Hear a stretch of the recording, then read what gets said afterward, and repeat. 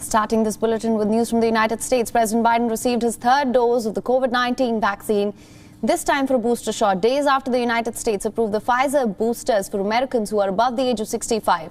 Getting the booster shot, President Biden dismissed criticism that the U.S. should distribute more vaccines worldwide before allowing boosters at home.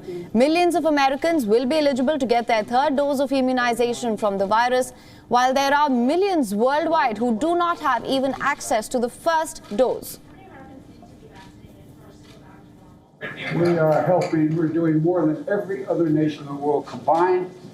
We're going to have well over 1,100,000,000 shots, and we're going to continue going. We're going to do our part. We've also given a great deal of funding to COVAX, which is a vehicle that does this. So we have plenty of opportunities to make sure we get everyone in the world to play our part, the largest part in the world, of getting everyone vaccinated. U.S. regulators said that only those who received their last dose of Pfizer's shot at least 6 months ago are eligible for another shot now, along with citizens above the age of 16. Those working in the front lines or have comorbidities are eligible for the Pfizer-BioNTech booster shot. The FDA has not yet considered Moderna's application for boosters, and Johnson & Johnson has not applied yet for one. With about 23% of the Americans still unvaccinated, the U.S. government is pushing for vaccines as the regional outbreaks continue to pressure the healthcare systems in the country.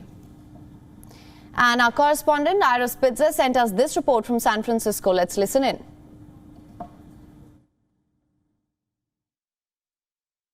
Joe Biden rolled up his sleeve to receive his third dose of the Pfizer vaccine shot with the television cameras rolling.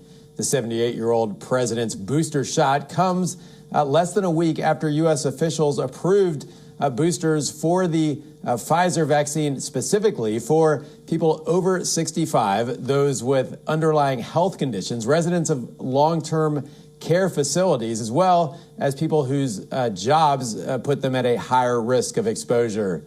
The president again took aim at the roughly 23% of Americans who remain unvaccinated by choice. Those are eligible Americans, calling it a pandemic of the unvaccinated, a phrase that we've heard him use in the past. Roughly 2,000 Americans continue to die every day as a result of COVID-19 infections on average.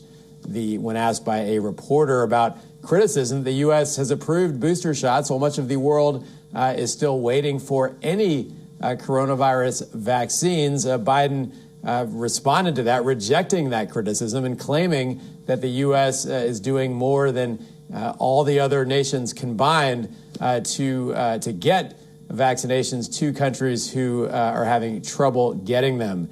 The U.S. last week at the United Nations General Assembly, Biden himself announced a doubling of the U.S. global purchases of the Pfizer vaccine for global distribution, doubling that to 1.1 billion vaccines. WION is now available in your country. Download the app now. Get all the news on the move.